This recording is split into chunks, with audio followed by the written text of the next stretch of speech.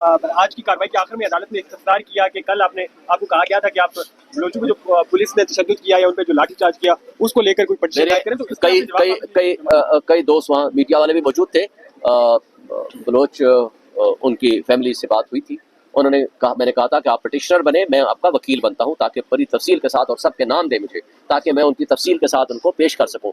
तो उन्होंने मुझे ये बताया था कि हम अभी पेंडिंग केस के अंदर हमारा नाम लें और हमारा मसला हल कराएं, हम अलग से अभी पटिशन नहीं करना चाहते। तो वो रिकॉर्डेड मौजूद है। तो फॉर दैट पर्पस देखे ना, मैं तो इन्फॉर्मेशन नहीं रखता, जिनका भी जो मसाइल है या तो रियासती इदारे जाएं, उनके साथ नेगोशिएट करें, उनसे इन्फॉर्मेशन लें। मेरा ख्याल है मिसिंग पर्सन में भी उन्होंने दे रखी है। उन्होंने कहा कि चूंकि हमारे ऑलरेडी मैटर वो चल रहे हैं, तो इसलिए हम फ्रेश पटिशन की तरफ फ्रेश रेट पटिशन नहीं करेंगे या कॉन्स्टिट्यूशन पटिशन जो पेंडिंग केस है उसमें बात करें। वो मैंने कल भी बात की थी और आज भी उनको बताया। चीफ जस्टिस साहब ने कहा है कि मैं मीडिया नहीं देखता, तो क्या चीफ जस्टिस साहब को ये भी इंफॉर्मेशन नहीं है कि जो कौम की बेटियों को भरना किया जा रहा है, घरों की चादर चार दीवारी पर माल की जा रही है, तो वो ऐसी इन्फॉर्मेशन भी उन तक नहीं पहुंचाई जा रही कि हमारी कौम की बेटियों के साथ ये भी हो रहा है? वो पूरी कौम की चीफ जस्टिस है। देखिए, वो तो कह रहे हैं कि मैं मीडिया नहीं देखता, लेकिन कुछ ना कुछ तो उनका इन्फॉर्मेशन बहरहाल पहुंचती होगी।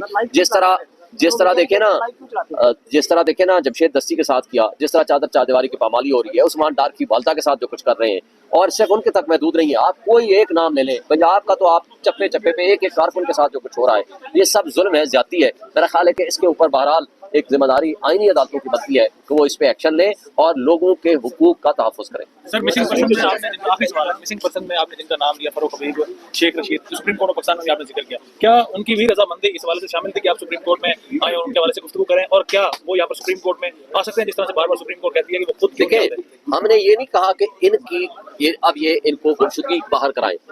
वजह यह है कि वो तो अब बाहर आ चुके हैं। हमने एक ट्रेंड बताया कि यहाँ एक नया ट्रेंड हो गया है कि पॉलिटिकल वर्कर्स को उठाओ, लीडर्स को उठाओ, उनको तशद्दुद करो और टॉर्चर करके उनको पार्टियां तब्दील कराओ। फिर इसी तरह ब्यूरोक्रेट्स को उठाओ, उनको वादा माफ बनाओ। इसी तरह जर्नलिस्ट को उठाओ जो आपकी आवाज के साथ आवाज नहीं मिलाते हैं, उनके साथ तशद्दुद करो और उनकी आवाज बंद करो। ये जो ट्रेंड है, ये जो क्रिमिनलिटी है, इसको आप रोकें, ये आपकी जिम्मेदारी है। सुप्रीम कोर्ट ने हमने उसमें कहा।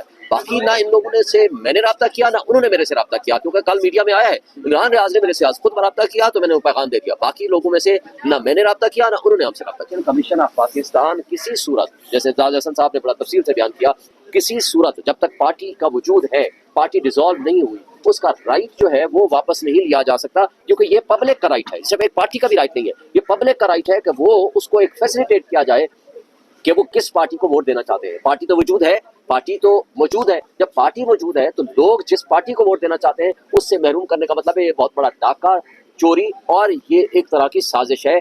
ये किसी सूरत में नहीं समझता ये पाकिस्तान की तारीख में पहले कभी हुआ हो कि जनरल इलेक्शन में किसी से उसको कहो कि तुम्हारे तमाम के तमाम कैंडिडेट्स को हम जो है वो महरूम कर देते हैं और पब्लिक को भी महरूम कर देते हैं। तो वो किस निशान पर? 9 जनवरी का केस कहाँ लगा हुआ है? ये पेशावर हाईकोर्ट में।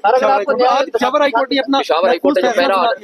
पेशावर हाईकोर्ट ने जो पहला फैसला दिया था वो सिंगल जज ने दिया था, और उसने कहा था चूंकि इमरजेंसी है इसलिए वो ऑर्डर सस्पेंड कर दिया और डीबी में भेज दिया कि डिवीजन बेंच 9 तारीख को केस का फैसला करे। लेकिन इनकी रिव्यू आई कि नहीं जनाब, इस सिंगल बेंच नहीं सुन सकता, ये डिवीजन बेंच सिर्फ सुन सकता है। प्रोबेबली मुझे ऑर्डर अभी नहीं मिला, तो उन्होंने उस ऑर्डर को वापस ले लिया, but that was interim order till 9th को। अब फाइनल फैसला होगा 9th को होता है या 10th को होता है। उस फैसले के ऊपर हम कभी उम्मीद रखते हैं कि ये नहीं हो सकता कि एक पार्टी से को बिल्कुल, जो कि करोड़ों की तादाद में उनका वोटर है और मेजॉरिटी सबसे बड़ी जमात है, फेडरेशन की अलामत है, उसको आप कहें कि जो आपको राइट ऑफ वोट से भी हम निकाल देते हैं, ये हो नहीं सकता। प्रोसेस बल्ले के अलावा ऑप्शन क्या है पीटीए के पास? अगर बल्ले अगले ऑप्शन पे फिर सोचेंगे, क्यों जाएगा? जब हम पार्टी है, जब हमारा हक है, तो बल्ले का निशान वापस लेने का कोई रीजन नहीं है, क्योंकि इलेक्शन कमीशन को इख्तियार नहीं है कि इंटर पार्टी इलेक्शंस में इंटरफेयर करे और बल्ले का निशान वापस ले ले।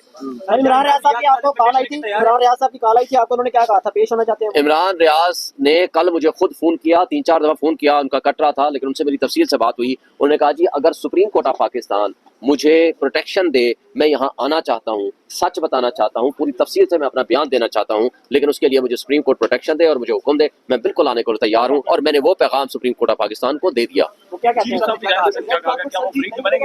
नहीं, उन्होंने कहा कि चूंकि वो इशू हमारे पास अब इस वक्त इसलिए नहीं हो सकता कि वो अब वापस बाहर आ गया है, अब अगर उसे कोई ग्रीवेंस करना है तो अपने तय करे, लेकिन उन्होंने कहा कि हम इस पे उनको नहीं बुलाएंगे। सर जो बंदा अंदर है वो कैसे कर सकता है? नहीं, अभी तो अंदर नहीं है ना। नहीं, जो बंदा अंदर है उन्होंने कल कहा था ना कि जो बंदा अंदर है वो खुद आएगा। नहीं, वो इस वक्त तो वो अंदर नहीं है ना। इस हवाले से उन्होंने कहा कि मैं उनको नहीं बुलाऊंगा। चीफ जस्टिस साहब का जो हुक्म था उन्होंने ना बुलाने का हुक्म दिया, लेकिन बहरहाल मैंने इमरान रियाज का जो पैगाम था वो कोर्ट को पहुंचा दिया कि दैट वाज हिज स्टेटमेंट, कि मैं आके सच बताना चाहता हूँ यहाँ।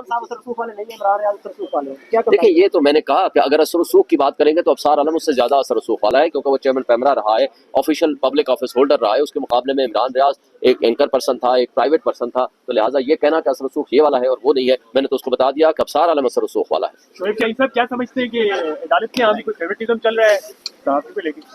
देखिए, अदालत के यहाँ तो हम तो बराबरी की सतह पे रखना चाहते हैं ना। बराबरी की इसलिए है कि मतीउल्लाह जान हो, इमरान रियाज हो, हामिद मीर हो, अफसार आलम हो, हुसैवर में भी किसी के साथ भी जाती नहीं होनी चाहिए। लेकिन सहाफ़ियों की चूंकि बड़ी सेंसिटिव जिम्मेदारियां हैं, क्योंकि आप जब सच लिखते हैं, सच बोलते हैं, सच कहते हैं, बशमूल हमारे खिलाफ भी आप कहते हैं, लेकिन हम इसलिए बर्दाश्त होनी चाहिए, लोगों को बर्दाश्त सुनने का मौका होना चाहिए और फिर उसके बाद आप अपना मौक़िफ़ देने का हक रखते हैं। आप अगर सहाफ़ी को प्रोटेक्शन नहीं मिलेगी, स्टेट प्रोटेक्शन नहीं देगी, बल्कि स्टेट इंस्टीट्यूशन में से लोग उठा के ले जाएंगे, तो फिर सहाफ़ी सच नहीं लिख पाएगा। सहाफ़ियों के साथ सबसे ज़्यादा अब वकील हैं, हम लोगों के हुकूक के लिए लड़ते हैं। अगर हम अपने हुकूक का तहफ़्फ़ुज़ नहीं कर पाएंगे तो लोगों के हुकूक के लिए हम नहीं लड़ पाएंगे। इसलिए जब आप सच लिखते हैं, मुश्किलात में पेश होते हैं, आते हैं, आप कई दफ़ा एक तरह से फायरिंग हो रही है, जंगों की हालत होती है, आप अपनी ड्यूटी परफॉर्म कर रहे होते हैं, तो आपकी प्रोटेक्शन सबसे टॉप ऑफ द लिस्ट होनी चाहिए, ताकि सच आप माशरे को दिखा सकें। इसलिए ये बहुत एक वाक़या भी बहुत इंपॉर्टेंट होता है। एक देखें, स्टेट इंस्टीट्यूशन ने किसी सहाफ़ी को, हाँ वो कैपिटल से उठाया हो, किसी को मारा हो, किसी के साथ जाती की हो, या पंजाब से उठाया हो, वो दोनों एट पार है। अब सियालकोट में वो जेल में था, वहां से बाहर निकलता है, सीसीटीवी फुटेज में आता है, गाड़ियों वाले आते हैं, उठा के ले जाते हैं, और जब छोड़ते हैं वहां का पुलिस ऑफिसर स्टेटमेंट देता है कि खैर खैरियत से इमरान रियाज वापस आ गए। भाई तुम दे रहे हो खैर खैरियत से वापस आया है, तो कहाँ से रिकवर हुआ है ये बताए ना, वो उसकी जिम्मेदारी है, और किन हालात में कहाँ था वो उसकी जिम्मेदारी है। और अगर नहीं बताता है तो शक तो जाता है कि स्टेट इंस्टीट्यूशन ही इन्वॉल्व है, और जिन लोगों ने उसको उठाया और जिस हालत में रखा और जिस तरह वो वापस आया वो सब आपके सामने। अच्छा, आपकी टॉप लीडरशिप के बारे में कहा जा रहा है कि कागजात नामजदगी उनके मुस्तरद हैं, आप क्या समझते हैं किन किन के कागजात वापस फैसला जो है वो? देखिए, जो टॉप लीडरशिप है तकरीबन 700-800 या पता नहीं कितने हैं, वो आज हमने एप्लीकेशन भी दी है, वो सारे के सारे मुस्तरद हो चुके हैं, बशमूल मेरे।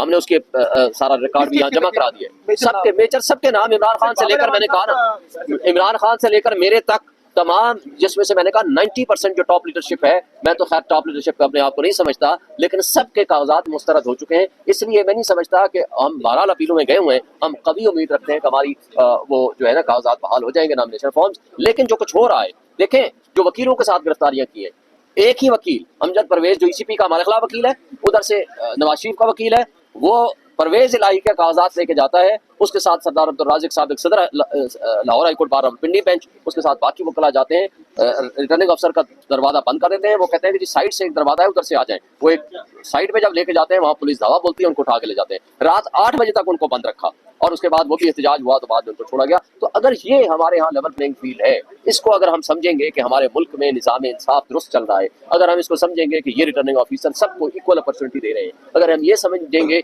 अब इलेक्शन कमीशन ऑफ पाकिस्तान को मैंने लिख के दिया कि आप IG और चीफ सेक्रेटरी को तब्दील करें, तो उन्होंने उसके ऊपर कोई ऑर्डर पास नहीं किया, और एक होम्योपैथिक किस्म का 2 लाइनों का ऑर्डर आया, हमने इंस्ट्रक्शन दे दी है कि आपके ग्रीवेंस रिड्रेस हो जाएंगे, बस ये 2 लाइनों का ऑर्डर है, टोटल ये काम हुआ है। तो आप अगर आंखें बंद करके अगर कंप्रोमाइज होंगे इलेक्शन कमीशन ऑफ पाकिस्तान जो आईनी इदारा है for the purpose of holding free and fair election, ये तो फिर फ्री एंड फेयर इलेक्शन नहीं है, फिर आप अरबा रुपए इलेक्शन पे क्यों खर्च कर रहे हैं? आज ही आप डिक्लेयर कर देंगे ये हमारे कैंडिडेट्स हैं, इनको हमने नोटिफाई कर दिया, दैट शुड नॉट बी।